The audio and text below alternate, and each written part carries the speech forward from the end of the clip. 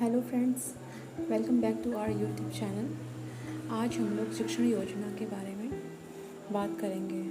जैसा कि आप सभी लोगों को पता है, बेसिक शिक्षा विभाग द्वारा अब सभी शिक्षकों को यह आदेशित किया गया है कि कक्षा में जाने से पूर्व हमें शिक्षण योजना बनाना अनिवार्य है। तो आइए जानते हैं हम शिक्षण योजना क्या होता है। शिक्षण योजना शिक्षक कक्षा में जाने से पूर्व शिक्षण की कुछ न कुछ योजना अपने मन मस्तिष्क में बनाता है, भले ही उसमें योजना को निर्धारित प्रारूप पर लिपिबद्ध न किया हो। जब हम कक्षा में सीखने सिखाने की योजना को निर्धारित प्रारूप पर लिपिबद्ध करते हैं तो इसे ही शिक्षण योजना कहते हैं। शिक्षण योजना बनाते समय हमें किन बातों को ध्यान में रखना चाहिए?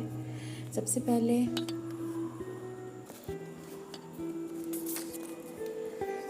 जो पॉइंट्स हैं हमें ध्यान में रखना चाहिए। फर्स्ट पॉइंट, बच्चों के पूर्व अनुभव। पूर्व अनुभव क्या है एवं उनका स्तर क्या है। फिर अब क्या सिखाना है अर्थात सिखाने की विधि क्या है, क्या सिखाना है और इसकी विधि क्या है। फिर शिक्षण का अनुमानित समय कितना है, अनुमानित समय कितना है और इसमें कौन कौन सी सहायक सामग्रियाँ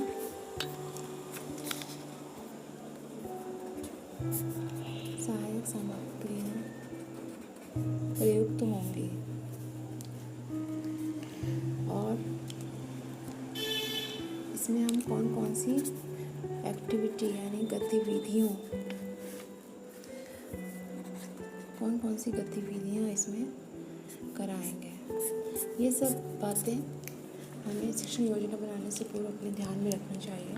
और विभाग द्वारा एक फॉर्मेट दिया गया है जिसके अनुरूप ही हमें शिक्षण योजना बनाना है। उस फॉर्मेट के अनुसार सबसे पहले हमें ऊपर शिक्षण योजना लिखना है।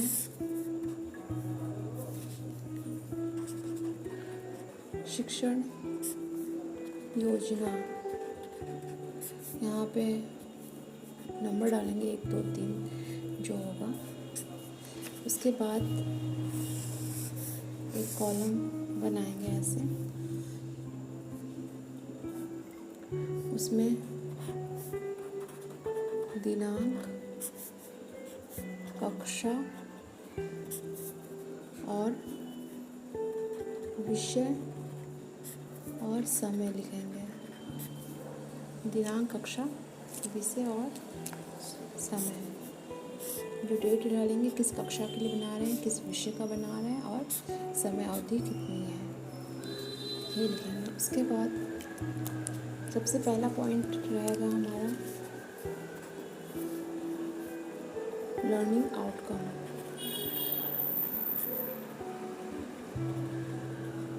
लर्निंग आउटकम मतलब ये पाठ जो हम पढ़ाने जा रहे हैं इसका लर्निंग आउटकम क्या होगा, इसका परिणाम, शिक्षण योजना परिणाम क्या होना चाहिए, वो हम यहाँ पे लिखेंगे।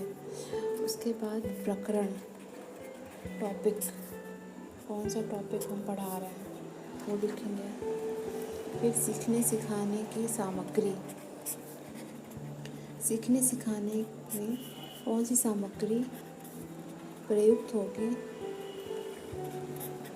TLM, ICT, पाठ्य पुस्तक या और जो भी सामग्रियाँ प्रयुक्त होंगी उसका उल्लेख हम यहाँ पे करेंगे। इसके बाद 4th पॉइंट में सीखने सिखाने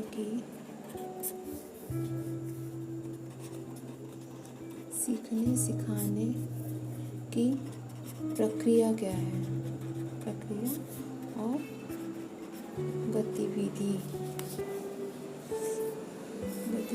क्या होंगी। इसमें सीखने सिखाने की प्रक्रिया और गतिविधियों में 3 पॉइंट हैं, उसको हम लोग एक कॉलम बनाएंगे। पहले में सीखने सिखाने की प्रक्रिया और गतिविधियों के लिए एक ऐसे कॉलम बनाएंगे जिसमें सबसे पहले क्रम संख्या, चरण और यहाँ पे समय, फिर आकलन का तरीका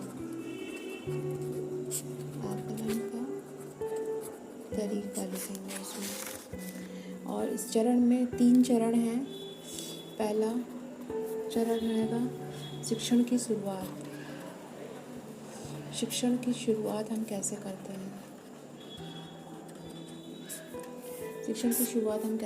हैं।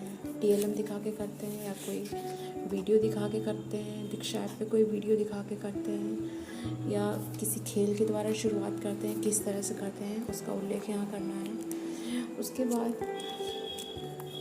दूसरा चरण है इसका शिक्षण के दौरान।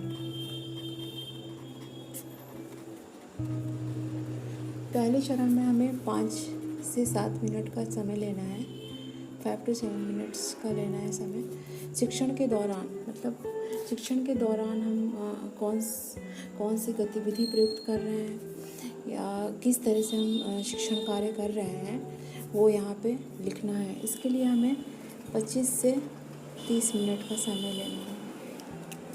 फिर तीसरा चरण आएगा शिक्षण के बाद में हम बच्चों के साथ कौन सी गतिविधि, खेल या क्या कराते हैं उसका उल्लेख यहाँ पे करना रहता है। इसको भी हम 5 से 7 मिनट में पूरा करना है। उसके बाद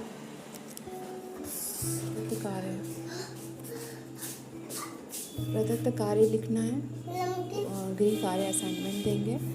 और इसके बाद 6th पॉइंट में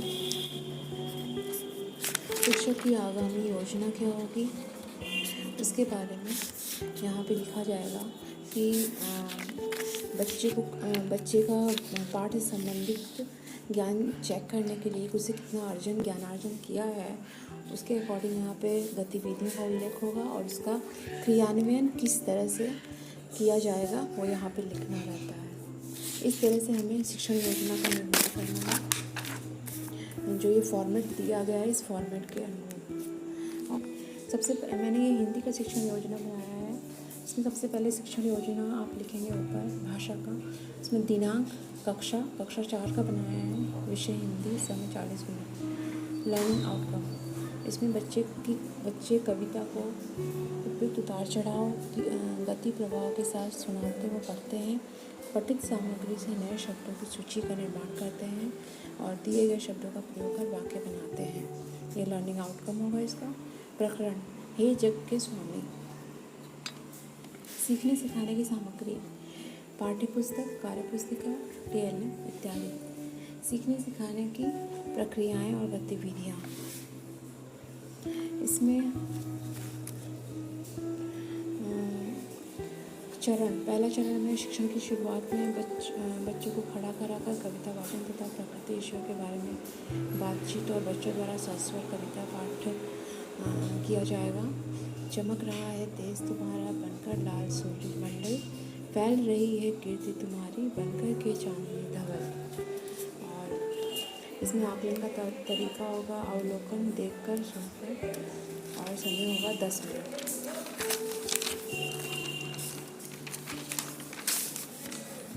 फिर दूसरे चरण में शिक्षण के दौरान बच्चों को 2 समूह में बैठाया जाएगा।